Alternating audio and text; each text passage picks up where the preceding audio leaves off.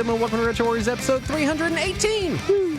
As always, I'm your host, Justin Baker, and as always, I'm joined by resident old bastard Chris Saturn. Hello. I did the whole intro. Yeah. I'm so proud of you. We don't really have any housekeeping this week, except that we are still transitioning to our new behind-the-scenes note-taking Nothing's really changing. We're just kind of system. streamlining things a little bit. Yeah, basically. Anyway, my week. I've been playing the Counter-Strike Go.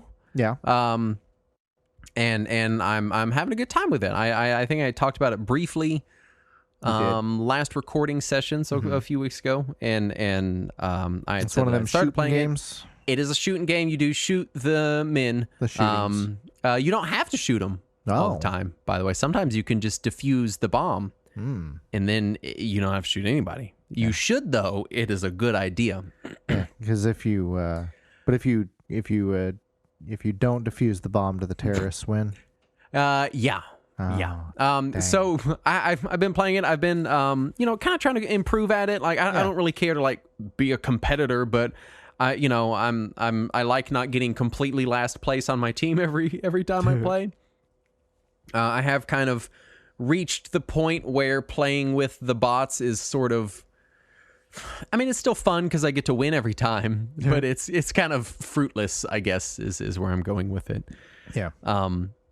And so I've waded into the wide world of online first-person shooter, PC-focused competitive gaming. That's terrifying. Yeah, it is. It's funny because I'm playing with a friend of ours, and Andrew had texted me and said, "Hey, do you want to hang out?" And I said, "Well, I'm playing Counter-Strike with our friend," and he goes, "Well, I don't have Counter-Strike," and I go, "Well, no, I'm saying," or what I said was basically I was going to play Counter-Strike with him, but we can do whatever. And he goes, "Well, I don't have Counter-Strike," and I go, "Well, it's free, but you don't have to download it. We can do something else. That's fine." Yeah. And then he went and downloaded it. Of course he did. And then we used our D&D server chat as voice because there's three of us, and the friend we play with is in our D&D group. And I felt weird not messaging Guy because he's the only other person in that server. So I was like, "Guy, we're playing Counter-Strike if you want to play Counter-Strike." Right. And then all of a sudden we had a team of 4. And it was a good time. We were kind of showing, Andrew and Guy had never played. I had only been playing for about a week, and we were having a good time playing against bots and stuff. And then our friend was like, "Well, let's go online." And man, they got the full gamut of online FPS multiplayer gaming. Just immediately we join a match, and it's just a person shouting the N-word. Oh, God. I mean, just aggressively yelling it. Then Andrew and Guy both proceed to get instantaneously killed anytime they literally exist by people who they can't even see. And then they get shouted at about it. And then people start going to the text chat to tell them how much they suck. Call all this a pro gamer move. That's what all that is. And then somehow, I think Andrew was like, "Yeah, I'm not going to do this." But Guy seemed to have good times. We played again, I think the next night or maybe a couple nights, after that. And it was the same thing. You join, and it's very young boys shouting awful things, being annoying. Immediately, people start voting to kick Guy out of the match for no reason. Just Perfect. And so for people that don't know Counter-Strike, when you die, you have to wait for the round to be over to start the next round. Usually the rounds are only a minute or two long, so you're not sitting there for too long. But when you're sitting there, you're watching someone else play. So it keeps it engaging, And Guy he was the last person standing on our team, and he didn't see a person, and they killed him. And then everyone's like, "Well, goes to vote to kick him because he didn't see that guy." But then you look at the scoreboard, and Guy's in like first place on the whole team. So basically, I've run the full gamut of online gaming in the last week or so. Yeah, I noticed looking at Discord that like a bunch of you all had as your status playing Counter-Strike one night, and the next night it was playing Neverwinter, and then I think it went back to Counter-Strike after that. Well, our D&D group is playing Neverwinter instead of D&D right now. We're on a I would say a hiatus, but it's still D&D. Right. So I repurchased guess, Neverwinter because of all that conversation. Oh, man. Haven't So loaded fun. it yet, but So fun. Start with the Shadows of the Undertide campaign for sure. I just gave away my strategy guide for that. Well, I haven't needed one yet, so Cool. you should be fine. Nice. But yeah, I'm enjoying it. I'm having a good time with it. I did do some real competitive, because there's ranked and unranked matches. I did some real ranked competitive matches, and man, those are so stressful. I assume you mean of Counter-Strike and not of Neverwinter. Yes. Yeah, I was doing competitive ranked Neverwinter. No, Counter-Strike, and man, that is some stressful shit. You get locked trying in to take out the terrorists, and somebody starts casting magic missile at you. It's not even going to do anything. It's just a D4 of damage. And people, so we show, and you when you're doing competitive, you kind of have to do the voice chat, because it's best of 30 rounds. Ooh. Is the shortest match. And I think that was a little more than I want out of Counter-Strike. I think I'd rather hang out in the casual scrub area, just, having fun. Yeah. But I'm having a good time with it. I'm enjoying it, and I think I don't want to say getting better, but I think I'm clicking with it more than I have previously. That's something. I'm also still playing Neverwinter Nights. I know I mentioned it previously. Right.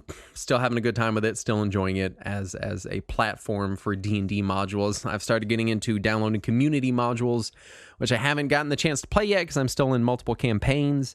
But I plan to eventually, because there's a lot of old pen and paper RPG conversions for it that I'm excited about.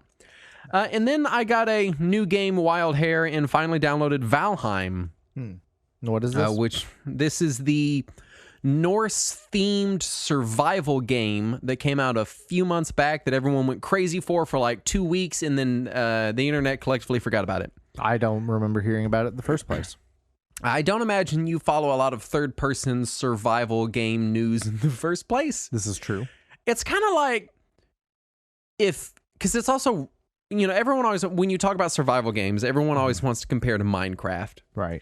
And the thing about Minecraft is very accessible. Mm-hmm. It is a very accessible game. It is very easy to sit down and build a house and start mining and playing in Minecraft. Right. So I'm always hesitant to call Minecraft a survival game. I mean, certainly there are people that play it in hardcore survival modes. Right. But just sitting down and punching trees and getting along in Minecraft is very, very accessible. This is a survival game in that you are struggling to fucking survive. I was having a good time with it, but I really love, it's this sort of low poly world. So it's kind of this weird, very late PlayStation looking game. But the world is really cool. And they use that kind of low poly art to great effect for atmosphere. And I was having a really good time with it, but it is extremely brutal and extremely grindy. And so I immediately went out and downloaded shitloads of mods that make it so I don't lose my items when I die. Right. I said a bunch of other things. Basically make it more accessible. Yeah, just basic stuff okay, I'm at my crafting table to build a sword, but the ore I need is in the chest on the floor, not in my inventory. So I got a mod that makes it so I can craft from my chests without having, you should be able to. Yeah, and basically brought it up to speed, so it is no longer a survival game and more of like a third-person action game with some survival. I'm really enjoying it though. I really love the world and the aesthetic and the setting. It's a lot of fun. I'm just not into the extremely hardcore, brutal grindiness of what it has going on, Yeah, most of the survival games that I play are also horror games, so the minimal inventory is there for a reason. And in this one, it starts you off and it's it has some story and direction. I mean, I know Minecraft has evolved over the years to have some story. Does it? Yeah.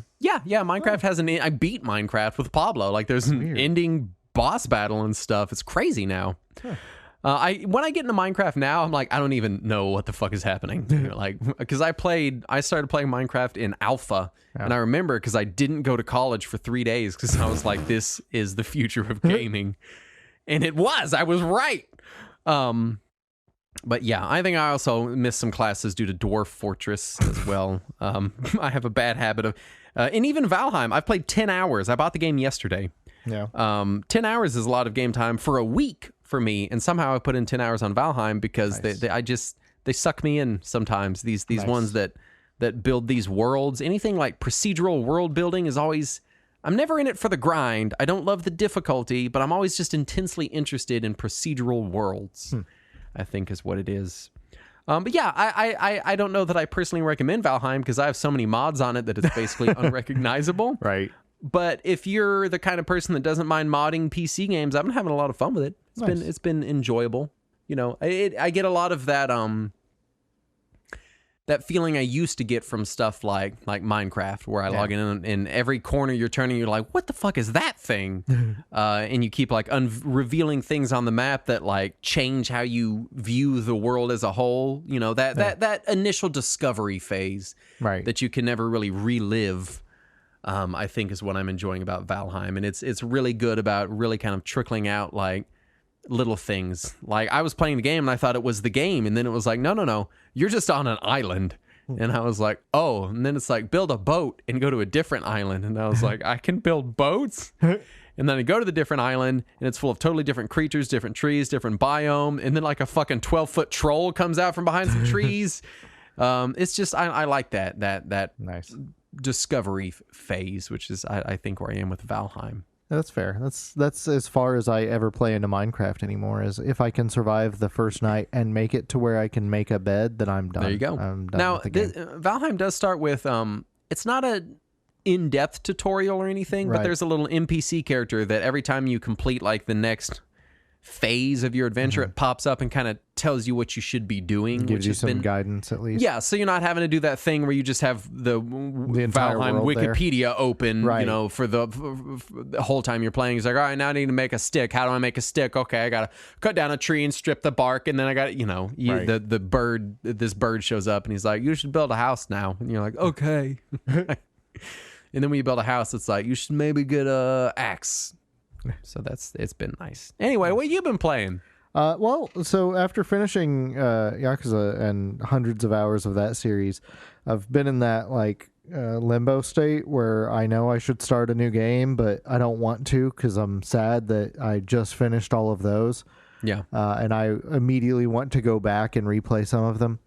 I have Yakuza 0 installed, and I keep thinking about it. That was a good one. So I instead I'm planning on starting Bravely Default 2. That's going to be my next game, and I did kind of start the very intro to the game just to kind of warm myself into it. But then I remembered that I just got these Final Fantasy Pixel remasters, and I'm already enjoying them, so I might as well focus on that first to just knock them out. I finished the first game in just a couple of days. It's so all of these are not based on the original versions of the game, but on later reiterations, at least 1 and 2 anyway. 3 has to be based on the original. But 1 and 2 seem to be based on the WonderSwan versions of these games. Is an odd choice. Yeah, well, the WonderSwan versions were basically the same as the originals, but with quality of life improvements and the scale at which you gain stats and the difficulty of enemies was greatly changed to be more in the player's favor on the WonderSwan. As much as I love the Dawn of Souls versions of Final Fantasy 1 and 2, I could see the argument to be made that they are different enough such as to be different games. Yeah, so I guess so while I would prefer those versions, I see the argument for the WonderSwan versions. Yeah, and so it's nice because it still has those same original mechanics that the originals had, but without any... Because the GBA game, especially 1, did change quite a few things. But so did the WonderSwan version. Like, it introduced Ether, it introduced Phoenix Down, and it made it easier to grind. So it's already easier than the original, but it's more similar to the original as far as its actual mechanics. Yeah. So it was neat. I did rush through 1. It doesn't have any of the bonus dungeons of the GBA and later ports, but you know, it's fine. Honestly, as much as I enjoy the bonus dungeons, they really are tacked on. They're just thrown onto an existing complete game. The most ludicrous part of playing FF1 on the Pixel Remaster is when I finish the game, it has its little outro sequence that's basically the same as it was in 1987. And then you get to a credit sequence where, I kid you not, it went on for more than 10 minutes straight. And there were... scrolled that a little faster. I don't think they could. There was possibly thousands of names in there. Oh, no. I was counting for it, and I counted at least 10 or more separate companies that were subcontracted to do work on this remaster of a 1987 game that was made by 7 people. Not to mention a game that instantly upon release had to be patched by fans to fix the goofy font. The dumb font. So, and here's the worst part about that font, in case you're not following stupid FontGate, is the easiest way to fix the font is to go into the game's files in Steam and to remove the English font file and copy the Japanese font file and rename your copy as if it is the English one, and then open the game, and then it fixes the font. God, why Square Enix? So the font was already there inside of the Japanese font file, and it works fine. They just didn't use it. Someone was just like, no, the kerning isn't fucked up enough for Americans. They love their fucked up kerning. Just get that weird shit in there. But no, if you have the effort to fix the font, or if you can deal with the default font, it's a great port of great games. I'm halfway through 2 now, and every time I replay Final Fantasy 2, because my memory of Final Fantasy 2 every time I finish it is that was fucking weird, and the leveling system is really fucking weird, and I don't know if I want to deal with it again. But every time I restart it, I get past that initial, I'm gonna fight with the leveling system and make it work for me again. And then I immediately remember, this game is really fucking depressing. Holy shit, is it depressing? Just constantly depressing. Yeah. So that's what I'm dealing with now. Is wonderful. Just the absolute downer of a story that is Final Fantasy 2. Yeah. So that's fun. Well, let's do the news. All right. First up, Polymega Pre-Orders set to ship in September. I'll believe it when I see it. It's a real thing that's definitely going to happen, Saturn. It's real. It definitely is. Just like the Atari VCS came out, all 20 of them, Saturn. It sold out, I think. Well, they only made 15 of them, so we should hope so. Sega is closing its Sega Akihabara Building 2 arcade, which has been open since 1993. It's a shame. And we do keep seeing these big Sega arcades shutting down, and it makes sense. I mean, we're still trying to recover from COVID, and also they've publicly stated, I think pre-COVID, that they were kind of shuttering to wind down a lot of their arcades. Yeah. So it's a shame that era is basically come to an end.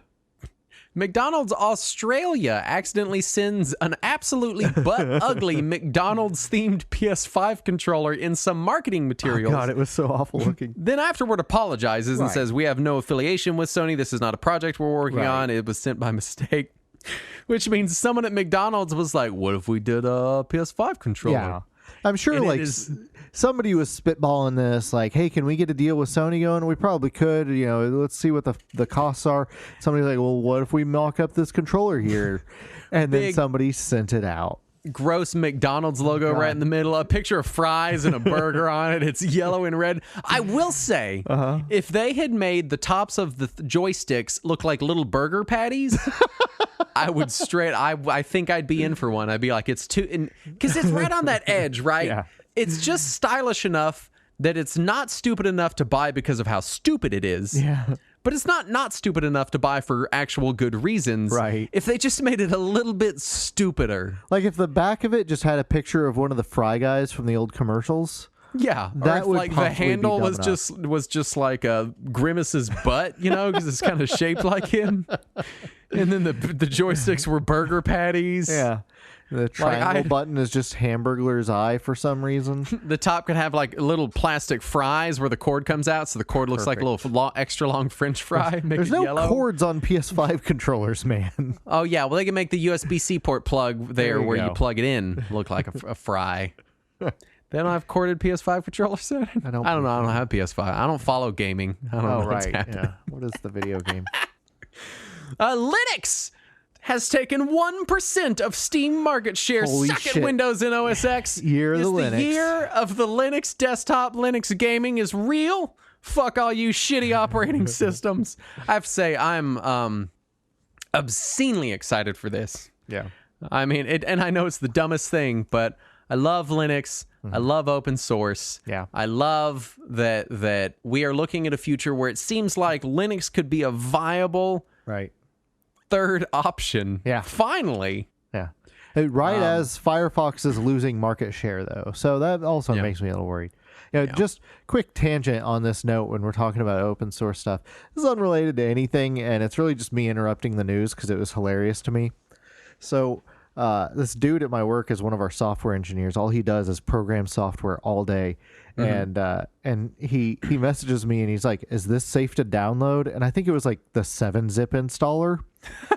And I'm like, yeah, you can download that. And he says, how do we know if something's safe to download? And I'm like, well, one, you can always ask me. That's fine. And two, lean towards maybe open source stuff because you seem to find that's a little more safe.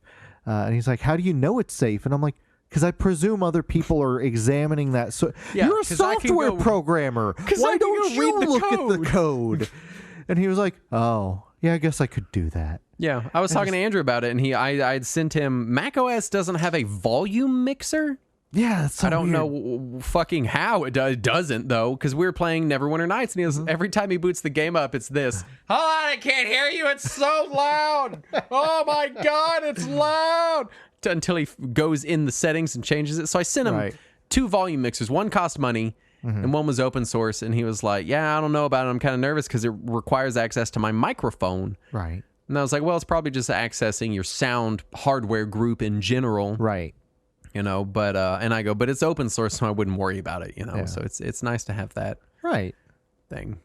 Sumo Digital is reviving Zool, the Amiga mascot. You remember the Amiga mascot? Later this month. I remember when Zool was on Super Nintendo. As Zool Redimensioned, because that's how words work. Thanks. And of course, Sumo Digital rather is now owned by Tencent. We mentioned that last time. Yeah. But yeah, Zool also appeared on other systems. He was originally on Amiga, but he ended up on Super NES and I want to say Genesis and Game Boy or something. He was all over the place for like a minute. Just such a dumb name. I'm waiting for the sequel to be called Zool Rising Revengeance. If I remember right, the original name was something like Ninja of the Nth Dimension. Oh, that's bad too. Yeah, it was always pretty dumb. Yeah. I don't think it took itself seriously, though. Rip of the Earthbound 64 tape that we discussed previously is, I wrote not on YouTube. That's a typo. It is now on YouTube. Yeah, the 34 seconds or whatever it was. So it's really cool, the guy that after he paid for it, he then immediately shared it with the community. I know. So. If I paid $14 a second for something, I'd be keeping it. He is keeping it. He's keeping the original. He has but it'd be like a secret. No one else could see it. He has the physical NFT of it, and the rest of us just get the digital rip. Oh, I didn't know it was in... Oh, I was about to go, I didn't know it was an NFT, and then I realized you're just describing a VHS tape to Correct. Focus Home Interactive acquired .emu, which is the Streets Rage 4 Windjammers. They did a whole bunch of other stuff. Really good development house there. They did the Wonder Boy 3. They published that. Yes. The remake. They published Ys Origin on every platform recently. They published R-Type on just about everything a few years ago. They're great at taking old games and either funding sequels or remakes or just re-releasing old ones. And I hope that Focus Home Interactive allows them to keep doing that because Focus Home is more of a like AA studio publisher. They tend to publish a lot of adventure games, which I hear are pretty good. They're not for me, so I can't speak to it. But I do hope they just kind of let .emu continue doing what they're doing. Yeah. New Silent Hill 2 hoodie announced. God damn it. It's just a hoodie, Saturn. Yeah. Just Just a hoodie there. You know, In case there's you wanted a hoodie to wear while you ride your Silent Hill skateboard. Yeah, that's the thing. Like, what demographic do they think? So there's like at least 30 different scenes that you can quote in Silent Hill 2 that's all just about a person being exasperated and giving up on life. Yeah. And every time I see Silent Hill news from Konami, ironically, that's the first thing I think of is just like, I remember what it was like. Why can't I go back there? God damn it, Konami. Man. God damn it. There's some radical 35-year-old out there with his Silent Hill hoodie on his Silent Hill skateboard, like grinding a rail by some kids, and he's like, suck it, Zoomers! You know, like just being totally radical. God, just what? Who do they think their audience is? Tennessee man shocked via game controller after lightning hits his house. And he was not sucked into his television to then befriend the characters in his video game. He didn't even have to go to the hospital. Turns out he was fine. Yeah. But I just want it known that Captain N happened in real life, and the guy just called the EMTs. Yeah, he just walked past it. What I want to know is, it's 2021. How the fuck did lightning carry through his controller? We don't use wired controllers anymore. He was on his wired PS5 McDonald's controller with the French fry cord. Right. Like, how did this happen in 2021? 3D Realms acquired by Embracer Group. Formerly Nordic Games, currently owns THQ Nordic Coffee Stain, who published Valheim, Koch Media, and Saber Interactive. Koch Media. Yeah. Spelled Koch. It is. Crotch Media. One thing that came in late and we didn't get into the news here, a copy of Super Mario Brothers sold at that fucking auction house again for now $2 million. Yeah, was that one also fake and bids put in by people who had vested interest in the auction house and the grading company? Yeah, so it was the same grading company. They graded it, I believe, a 9.8, a sealed original copy of Super Mario Brothers, and it was the same auction house, and it sold for $2 million this time. Fucking bullshit. Yeah, that's how it works now. Let's talk about the topic at hand instead of that stupid crap. Yeah, let's go back in time to before that happened. We're going back to 1999. Woo. Which was a year. Justin, and we're basically what? Can we just take a minute to get out all the Prince references? No, I don't know Prince music. Really? Yeah. Well, he put out a song called 1999. I mean, I feel like I know that song. Yeah. Sometimes is that the one in which he's Party Like It's 1999? Yeah, I believe I remember hearing that one. Here's the thing, though. I don't know that anyone has played that song since 1999, Saturn. That's not true, because it was in a game I played not that long ago, and I can't remember which game it was, but I just remember it coming on the in-game radio over and over, and me just like jamming out to fucking 1999 like it's the 90s again. You know, so yeah, we're just going to cover 1999 in gaming. This is kind of a new idea we had for, because we're always really interested in kind of the state of the industry at any given historical point. Because sometimes context is everything. Right. For example, why they made more than one Bubsy game. From 2021 perspective, it seems like a bunch of morons must have been working there. But at the time, it made sense. People liked the first Bubsy. And we look back at these things with the context of history. And we think, oh, why didn't this game get a sequel? Clearly, it was, such a fantastic game. But when you look at everything within the context of that year, you might see that it was completely overshadowed by 100 other games in that genre, and people didn't notice it until it was a cult classic and the developer was out of business. Yeah. So by taking a moment to just look at, a year specifically, I hope that gives us a little more perspective on things. Yeah. Let's talk where we both were personally gaming wise. For me, I was 11. So, I played Nintendo 64. Yeah. And then, one day my brother and I have different dads. We're half brothers, but like his dad wasn't ever around and mine was, it's one of those things where we're technically half brothers, but there's not two dads in the picture. Right. But he does have an extra set of grandparents. Yeah. And suddenly, right around my birthday, which is in September, for those who don't know, my brother walks in the door with something called a Dreamcast. And it has a Sonic game on it. It's so weird that you were somehow completely immune to the massive hype machine that was the Dreamcast marketing campaign. I literally went to my local video store, rented N64 games, and then walked home. That's all. That was gaming to me. So weird. My friend owned a PlayStation. He had a PlayStation and an N64, but I mostly just played N64. We had a family computer. Mm-hmm. It was an old hand-me-down from my uncle. I think it played Doom and Solitaire, and that was about all that happened on that. Just like every other computer in 99. But then the Dreamcast came home, and I was absolutely never, under any circumstances, allowed to even be near it. And and so it was from his extra grandparents, and it was like right at launch. So like a week before my birthday, my brother comes home with not just a Dreamcast, right? A Dreamcast, multiple controllers, VMUs, the fucking like multiple games, the whole 9 yards, all of it, whole fucking setup. Well, why does he have multiple controllers? So that his younger brother can never use one. And then I can't touch it. Right. So there began my rocky relationship with Sega's ill-fated Dreamcast. And that was about it. Also, lots and lots and lots and lots and lots of Pokemon in 99. Sure, just obscene. Pokemon and Nintendo 64. And that was it. So Beetle Adventure Racing and Pokemon. Yeah. Weird. I was in a different place. I'm not that much older than you, but I was already in the last half of high school, moving towards finishing that up. We had a PS1 and an N64. We had a pretty decent gaming PC. It wouldn't be anywhere near top of the line for the era, but it had a dedicated 3D video card. I believe I had a ATI Rage 128.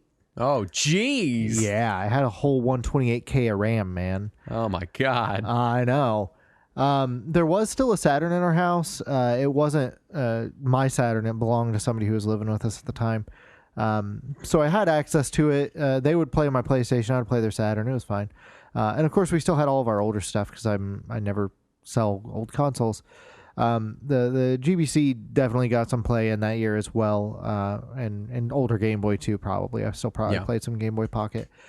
Personally, I was hyper focused on survival horror games and JRPGs. Whenever they would come out on the PlayStation, like I had my N64, but by 99 I was mostly ignoring it.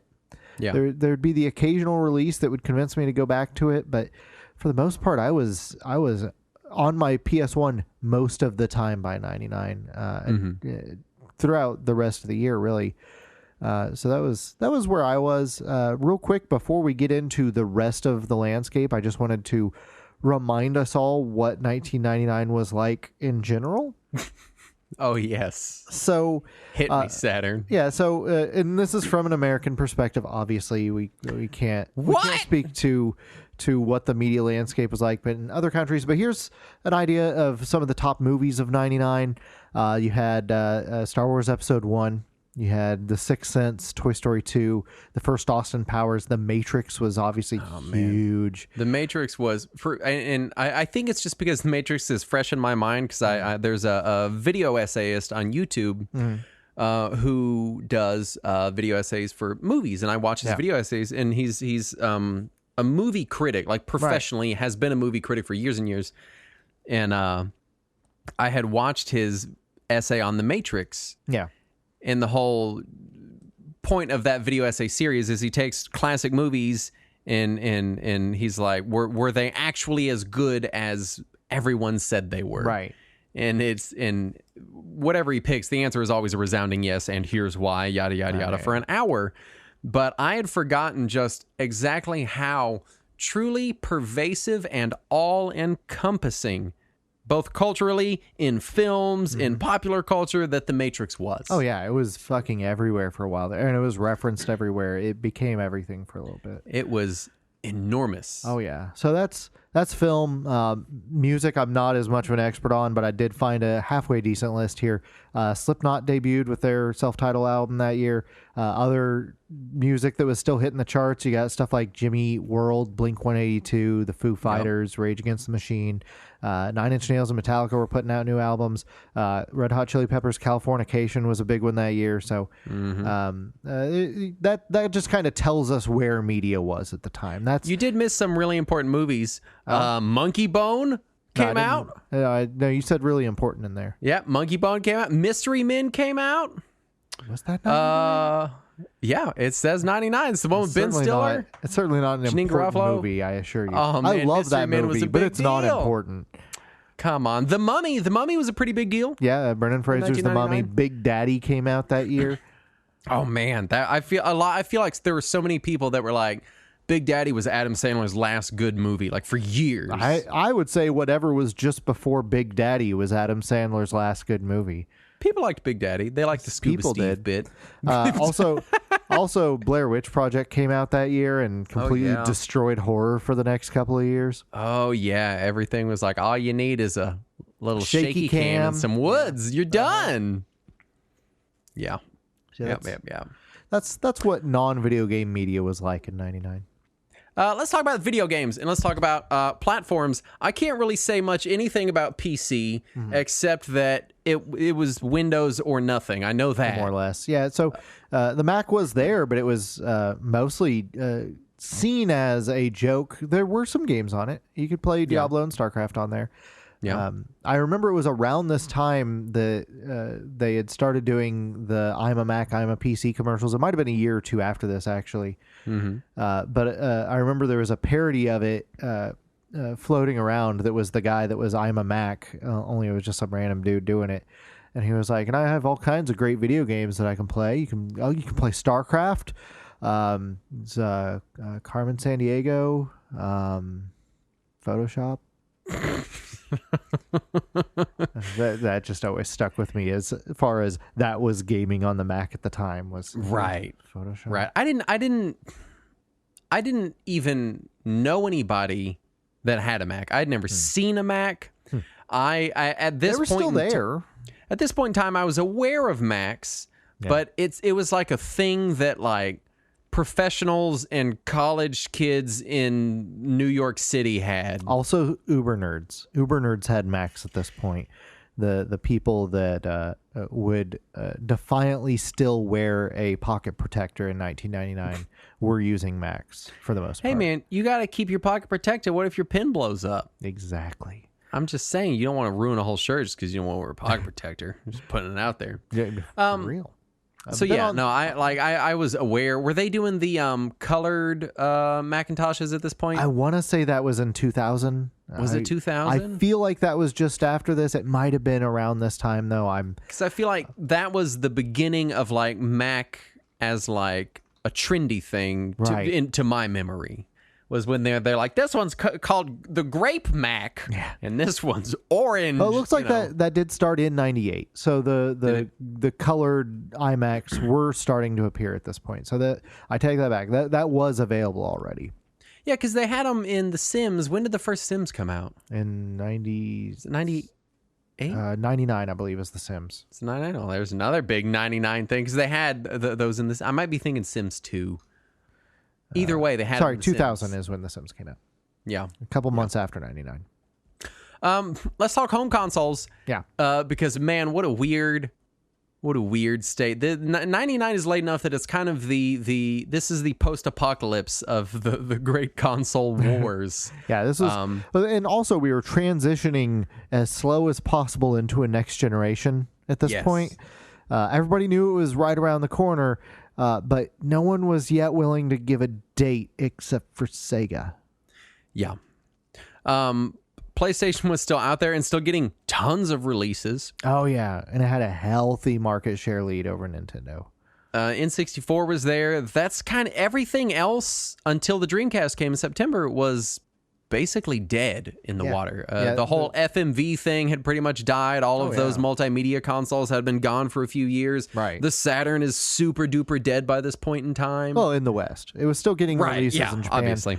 The last licensed Saturn game came out in November of '98, so real late in '98, just before '99 started. So you could still see Saturn games in stores in the first half of '99. But it was a lot of stores were aggressively trying to phase them out. They did not want them taking up that shelf space. But so basically, until the Dreamcast hit later in the year, if you were walking to a game store, it was N64 and PlayStation was the majority of that store. That's However, what they were selling. That is the year that Sony announced that the PS2 was coming. This is true. The official announcement. Which caused massive upheaval. It was weird.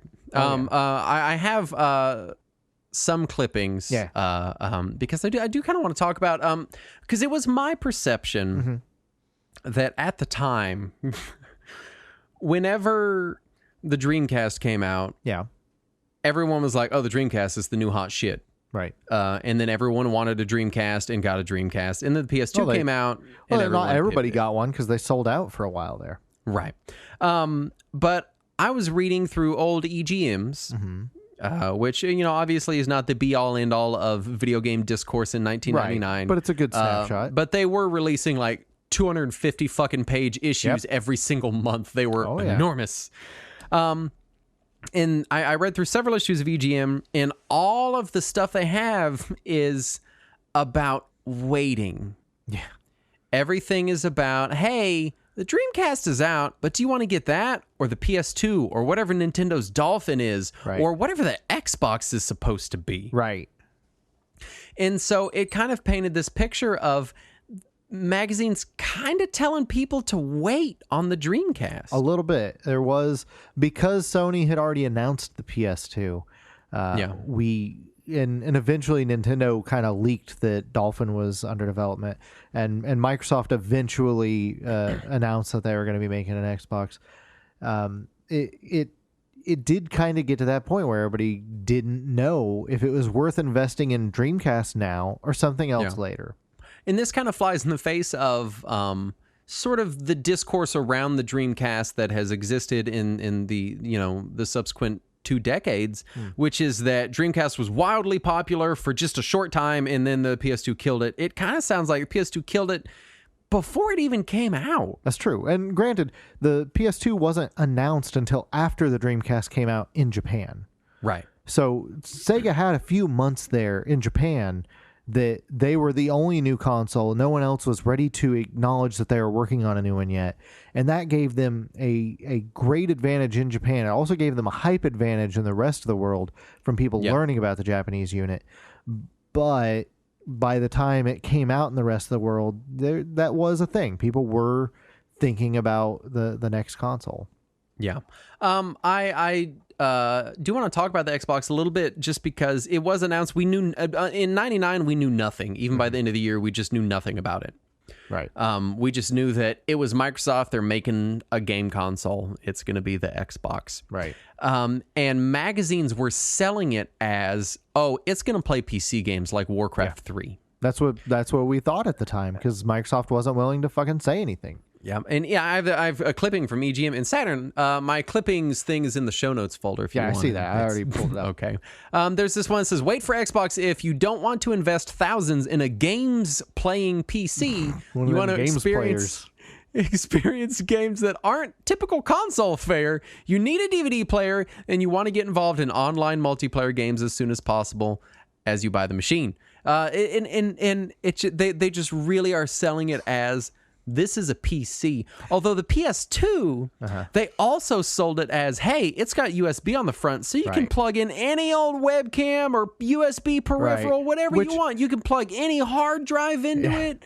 Early on, it seemed like that was the direction Sony was going because they did show that it worked with a generic USB keyboard or mouse. Yeah. And people started to think that. And with the Xbox, I do give them some credit because you saw a lot of PC-centric games move to Xbox. Stuff like Morrowind and MechAssault and Crimson Skies all made their way to Xbox that all would have previously been PC exclusive, and we still see it today with like Microsoft Flight Simulator showing up on the Series X, when that has always been a PC only series. So there's some merit into what they're saying, even if it ended up not quite hitting the mark. And you see a lot of talk of which console will be the next set-top box. Yeah. And for people who aren't over 30, what they mean is which of these consoles is going to be the multimedia device for us. Yeah. And even the Dolphin, I saw some people talking about how we knew at that point that it would use DVDs but not play DVDs. Right. Is what they were saying. Because I guess we didn't know the form factor of the discs. Right. We also didn't know what the console itself would look like. We wouldn't know that it was so tiny and would use mini discs. I did find beneath that image, I found one of the... So magazines, back when they actually had money because people bought them, used to have these ads, and this is Win the Ultimate Gaming Rig. Right. And it's this big old chonky computer. Oh man, I wanted it so bad. With the CRT that has the speakers on the side. Yeah. And then they've got a Game Boy Pocket. Uh-huh. A PS1, two PS1 joysticks, an N64. And if you look, hiding behind that N64, almost completely obscured, is a Sega Saturn. Yeah. They're like... A Packard Bell PC with a projection television and the ugliest looking old stereo system. Oh, and, yeah. Hey, and man, a that's what my Sony stereo brand system looks like right now. Yeah, it's a Sony branded DBS satellite dish for some reason. Oh, man. I don't know if you have it later in the notes or not, but I do want to talk about online gaming. Yeah. And this is really... Because I looked at some magazines from early in 1999, and it was very traditional 90s gaming feeling. It was just, here's the new games coming out. They're on the PlayStation and N64. What are you going to buy? Cool. Right. And by the end of 99, every other page was talking about online gaming. Yeah. A lot of it is is the Dreamcast going to be the harbinger of online gaming? These next systems, they're going to be online gaming. We're going to game online. Everything was talking about it. Right. And you really start to see this cultural shift from your video game system playing video games to, hey, what kind of online multimedia device is this going to be? Right. And the focus was very much around the transition into this new online gaming world that we were entering. And I found that really interesting, especially in 99, where this is all still so early and preliminary that people want it so bad that it is dominating dozens and dozens of pages each month of EGM. Well, I think a lot of it is early in the year in March, we saw the release of EverQuest. And it was before the end of the year that people were already calling it Evercrack. It was a huge thing, and the people that enjoyed it became outright addicted to it. And it did steer a lot of the conversation. Before EverQuest came out, there were online games like Ultima Online and various peer-to-peer games. All the Blizzard's games had peer-to-peer already. So people were aware of online gaming at this point. But EverQuest made it a huge deal. And so, yeah, people were already talking about that. And when the Dreamcast came out, we already knew Phantasy Star Online was coming. So that was, will this be the EverQuest equivalent for consoles? Yeah. So, yeah, the conversation was definitely ramping up. Here's a quote I have from an article about the Dreamcast. Quote, for Sega to fail to take a huge chunk of the console market, this is in regards to the Dreamcast. Right. Will take a cock-up of Atari-like proportions or a worldwide recession leading to the end of civilization as we know it. Well, this is outside of the quote. Luckily, neither scenario seems likely. Oh, boy. It turns out that that cock-up certainly happened. Yeah, they cocked it up real good. Yeah. Let's talk handhelds because, man, I want to talk about the Game Boy. Okay. I cannot wait to talk about the Game Boy. There was a Game Boy. Anyway, Pokemon Yellow debuted in 1999. True. This is on the back of Pokemon Red and Blue. Yep. And it was humongous in my life. It was Pikachu from the cartoon show, Saturn. Listen to me. The one from the cartoon show. Right. Listen. In the game. Yeah. Keep listening. But he talks. You turn the game on, he says Pika, just like he does in the show. Right. And when just shut up and listen. And when you walk around in the game, the Pikachu, it falls behind you. Uh-huh. You can see it the whole time. It's not in a Pokeball. It follows you just like in the show. Yeah. I have to have it. Its voice is actually a woman. I feel weird calling Pikachu a guy when I know that its voice is a woman. I don't know. It was enormous. It was enormous in my life. I did have Pokemon wait. Yellow. I clearly did not care about it nearly as much as you did, though. This was also kind of a weird transitionary period for handhelds. Yeah. Game Gear was dead. Oh, yeah. Game Boy Color came out, and it was an upgrade, but not a massive one. But it did sell really well. And, yeah. And it got a ton of attention. What is this, 2 years after the Pocket? Pocket was 96? This was a couple of years after the Pocket, anyway. And this is 8 years after the original Game Boy launch. But It was Game Boy longer Color, than that. The original Game Boy was 89. Oh yeah, it was 89. I always want to say it's 90. I don't know why.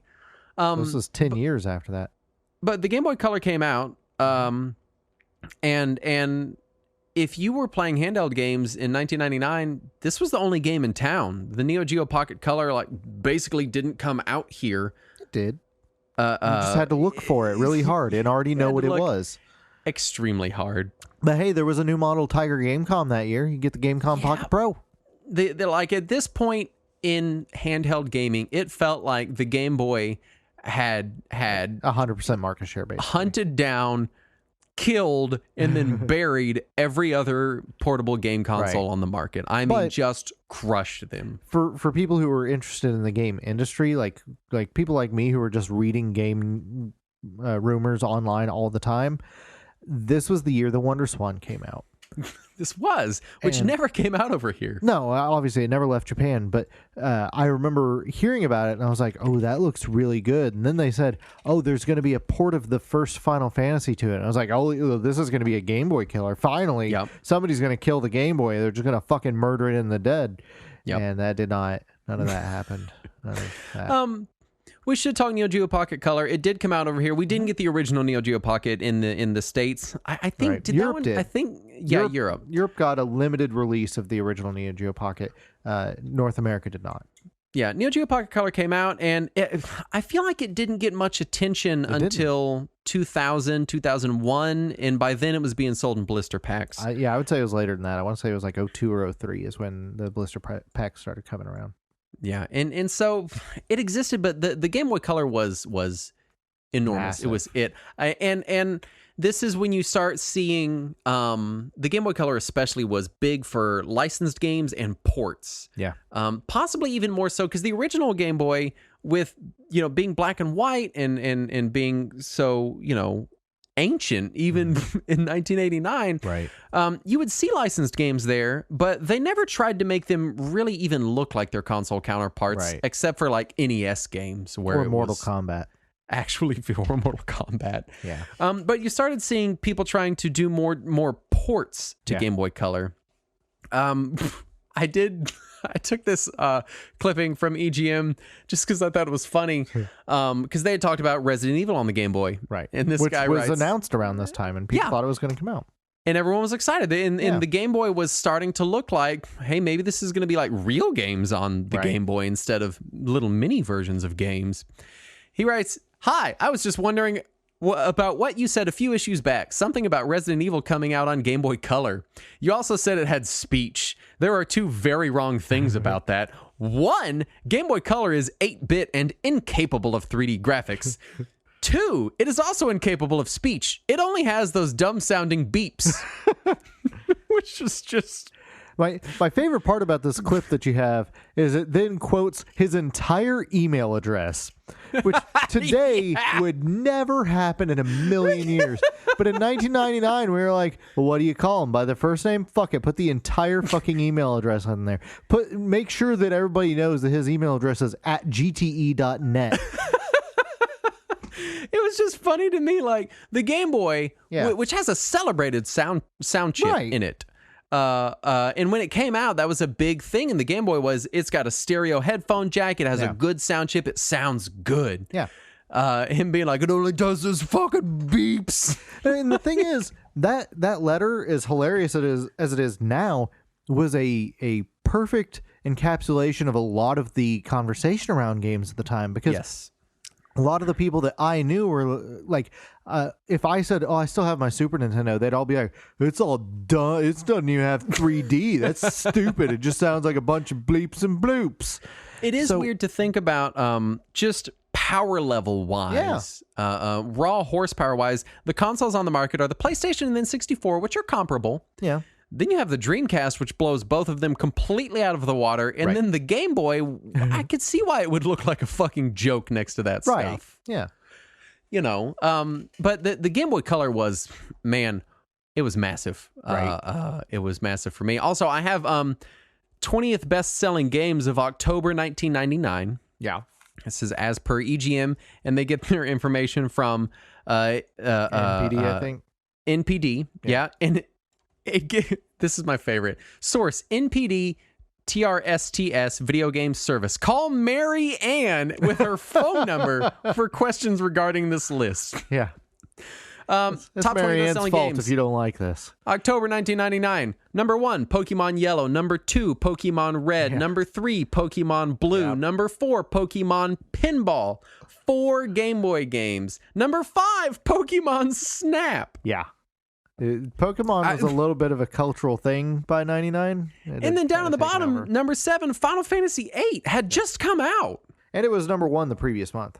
Yeah. And I believe Pokemon Yellow is what ended up knocking it out and then dragging all the other Pokemon games with it. And it's interesting, when you read video game magazines and video game media at this time, a lot of it seems to be video games trying to grow up. You know, a lot of his video games like, oh, look at all the high definition blood and gore. Right. And all of our ads have like some type of sexual double entendre in them. And then you look and you're like, what's fucking selling? It's like, oh, this fucking Game Boy game about a yellow rat thing that shoots electricity. Like it's kids games. Because when you read these magazines, it doesn't feel like you're reading a magazine about kids video games. You know, it's very much trying to like, hey, video games are growing up, man. We're doing online gaming, and Unreal Tournament and Quake 3 both came out this year. And like, and then Pokemon is just and then you're like, what's actually selling? And they're like, Pokemon. Yeah. So it cannot be underestimated how gargantuan Pokemon was. Pokemon is the Matrix of Game Boy games. I'll just say it, that's how influential You're not wrong. Yeah. I mean, obviously the series is still going strong and has a ludicrous fan base. So I mean, you're not wrong. So it's just crazy to me. Right.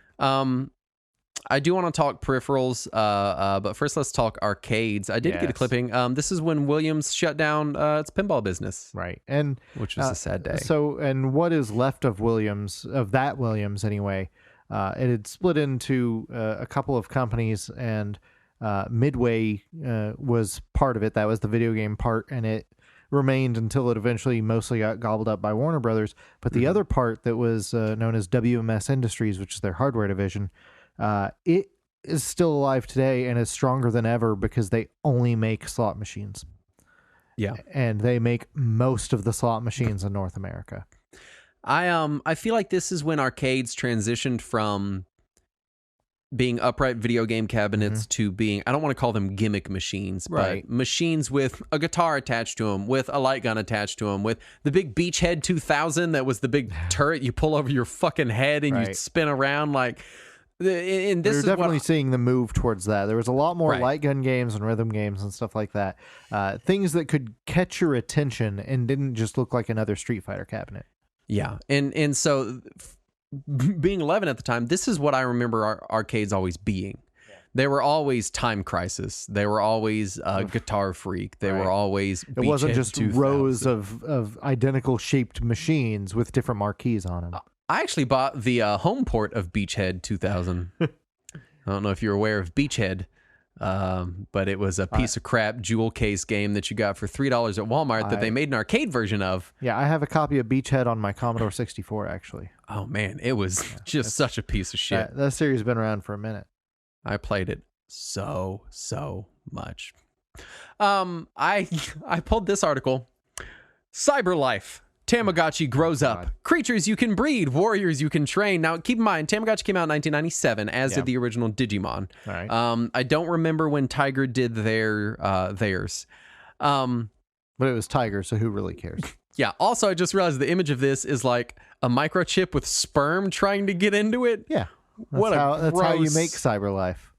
AI that learns from simple stimuli. Call it what you like. A-life, cyber life, or artificial life. Who calls it A-life? What is going on? This is something that has been creepy. Hey, man, what do you got going on? Oh, you know me, it's all about that A-life. What? Ass life. You know. It's who I am. It's what I do. It's my identity. I'm the A-man. And it says, this is something that has been creeping into games for the past couple of years in multiple guises, from Monster Rancher to Tamagotchi. The coming year should see it finally flourish further as more mainstream games embrace the technology. We expect the VMU and Pocket Station to boost CyberLife's popularity as well. Right. And oh gosh, was it this year? Hold on, I'm looking something up. Yeah, I believe for people who don't, the Pocket Station. 99 was when we started to see some games outside of Japan that supported the Pocket Station. Yes. The system never came out over here. 1998, the big virtual pet in my circles was the Pocket Pikachu. Okay. It was a little tiny... Yeah, I remember that. My mom had one. Yeah. They came out with a color one a little bit later that I don't know came out in the U.S. because I never saw it. I don't know. But they were November 98, so they were close to 99. They were still on shelves by this point. Right. And by this point, Digimon and Tamagotchi were kind of getting clearanced out sort of thing. Yeah. But I like the idea of this whole thing of like, you know, and they say Monster Rancher and Tamagotchi, but they don't mention Pokemon, one of the premier animal handling video games. That you know, this being an idea that seemed important enough that, like, yeah, obviously this is going to permeate into games and will become a genre unto itself. Right. And it gave us Seaman. The ultimate culmination of A-Life. That's the premier A-Life game. I did find, let me tell you, controllers in 1999 fucking sucked. Oh, yeah. I was finding some of the ugliest piece of shit controllers. EGM was giving away these ASCII pads that just looked like they would break your thumbs in half. Yeah, it's just so many like of trash. the unlicensed third-party controllers of that era were just completely unusable. They were garbage. I have a couple things I found just in the accessories section. Just looks like trash. Right. I found the PSX Game Booster, $49.99. Lets you play Game Boy games on your PlayStation. Score. There's also a Nintendo 64 Game Booster for playing Game Boy games on your Nintendo 64. And what's interesting about this PSX Game Booster is that it plugs into the serial port. Right. Yeah. Same place the Game Genie did, or the Game. Obviously, it's got to plug in somewhere. Right. But outside of cheat devices, you don't see a lot of stuff running on the serial port. I can't even. It's just such a weird. I think the MPEG card worked there. Oh yeah, for all those MPEG videos on my PS1. For the one import game that used it. So yeah, it was just the industry it definitely felt like it was in a very transitionary space. Oh yeah. Of this thing of like, you know, the thing that's still selling is kids games. It's Pokemon. Yeah. You know, and the big Pokemon releases were the previous year. You had Yellow, which was basically just a re-release with some slight alterations. Fucking dare you, Saturn. It was a new game with Pikachu from the cartoon. Yeah. So it's basically the same game with some slight alterations. But the previous games were still rocking the charts, again, carried by Pokemon Yellow. Right. But you don't never see it, but you rarely see year-old games still showing up in the top places on the sales chart. Yeah. 99 very, very much feels like a gaming landscape in transition to where it wants to be, which is online gaming and online peripherals and set-top boxes, but it doesn't quite know how to exit the world of, we're all just kind of playing Pokemon and Street Fighter and stuff. It was also, this was the peak of the era where a lot of the game publishers, the game developers, were still telling themselves, we have to find a way to take all of our old successful 2D franchises and turn them into 3D. Yeah, and a lot of that was also tied to aging them up with the audience, and it turned into this thing of like everything has to be hardcore, gritty and realistic, and then dumb. and dumb. And that's how we got Castlevania 64. Yeah, man, I saw a lot of ads for Was it Legacy of Darkness? Is that Legacy the one? of Darkness. Oh, both 64 Castlevania games came out in 99. The first one was in January, and the second one was at the end of the year in like September or October or something. I don't personally know anyone who was pumped on it. Everyone I know was not at all excited about it, and less so when it came out. Mm-hmm. So it was a rough. one. EGM was pumped. Sad. Oh, I'm sure the magazines were. Konami was just handing them money. Let's see. Is there any games we really want to mention from '98? SimCity 3000 was this year. Beetle Adventure Racing was in February, so came out the same month as Crazy Taxi. Yeah. Silent Hill was the big one for me early in the year. You also had stuff like Mario Party and DDR. I wasted a ton of time on DDR in that year and the following years. Heroes of Might and Magic 3, pretty legendary PC game, right? Second quarter, Metal Slug X came out. Super Smash Brothers on N64 was just massive. Oh yeah. Of course, this is before Grand Theft Auto went 3D because Grand Theft Auto London it came out on PC. And keep in mind, PS1. these are all Western release dates. Some of these came out the previous year in Japan, but this is just based on what we saw over here. Yeah. Counter-Strike came out in June of 99. Yeah. Man. That was just the beta at the time. It was before it was released as a commercial product. Yeah. But Counter-Strike pretty swiftly came to just dominate. The online PC market. Yeah. You know, Pokemon Snap, obviously we talked about that. Command & Conquer Tiberian Sun came out on PC after all of those delays in August of 99. Yeah, right. Final Fantasy VIII came out. I even at the time, my friend that had a PlayStation was way into Final Fantasy. Yeah. And even 8 came out and it was kind of, it wasn't a dud. He played it and he enjoyed it, but it wasn't, as the follow-up to 7, I think a lot of people were. I feel like that must be just because of the age group you were in, because I knew several people. Like, I think there was 5 or 6 of us in our group that all got it at release, and like we would go to school and compare notes about how far we had gotten and what GF setup we had going on and what items to turn into this and how to maximize your stats and how to find or draw this certain spell or whatever. There was a lot of conversation about it for a month or two in my social group. No, in my group, it was, we all kind of were interested in Final Fantasy VII, and then 8 came out, and that one guy played it, and that was kind of it. Well, Tony Hawk had come out weeks before Final Fantasy. Oh, yeah. Tony Hawk's Pro Skater just, man, that just ate entire lives. I didn't have a PS1 for it at the time. No. I played the demo disc at my friend's house just repeatedly, which was just the warehouse level over and over and over and over. Age of Empires 2 in the PC space, absolutely legendary game. Oh, yeah. And then we get into Dreamcast stuff with Sonic Adventure, Soul Calibur, all that kind of stuff. And as much as it doesn't really affect the two of us and we don't make a big deal about it, NFL 2K was a massive release when it came out. It really was. And we didn't mention it, but when we had that chart pulled up, half the games on that chart were sports games. Sports games were real big at this time. Oh, yeah. I mean, they still kind of are, just people mostly don't pay attention to it because it's such a regular annual seller. I think these days sports games and sports game players are treated so separately so as to almost be their own industry at this point. Like, it just feels so very different. For sure. You got Donkey Kong 64. And you have Unreal Tournament and Quake 3 Arena coming out within a month of each other, right at the end of 1999 to really kind of send off the 90s into the era of online gaming. So in the same year, you get Counter-Strike, Unreal Tournament, Quake 3 Arena. If you are a PC FPS gamer and you want to play games online, man, this is the fucking year for you. Right, you had your options. Holy shit. Harvest Moon 64. I have to mention that because Andrew will get upset if I don't mention it. I have to mention Resident Evil 3. That was a big one for all the people that I knew as well.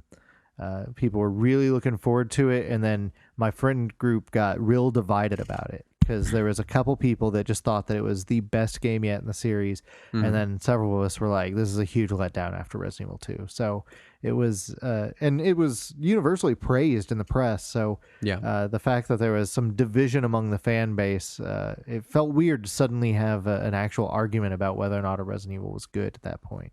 Yeah. Also, we didn't mention much about it, but this really is we kind of talked about it last episode. This is the absolute heyday, maybe not heyday. This is, you're getting a shitload of Capcom fighters. I mean, just a shitload of them. Right. Street Fighter Third Strike hit arcades this year, and then just tons of Street Fighter ports and releases. Yeah, and not just Street Fighter either. A lot of the like Versus games were making their way to home consoles, and Darkstalkers games were making their ways to home consoles. So there was and also in arcades you had the fourth Fatal Fury game came out. So SNK was pumping out the fighting games too. This was peak 90s fighting game season still. Do you want to cover anything in the kind of emulation space? I was young enough to not know that it was possible in 1999. It was definitely still a thing. SNES 9X had finally unified because I think it did a year before technically, because there used to be two competing projects that were SNES 96 and SNEX 97, and then they merged together to become SNES 9X. Yeah. And it was still competing with ZSNES, which at the time was a more compatible and faster emulator. Which one had the user interface that was the big giant purple gaudy thing? That was ZSNES. Yeah, that's the one I used. Oh, yeah. And it was later, but I used it.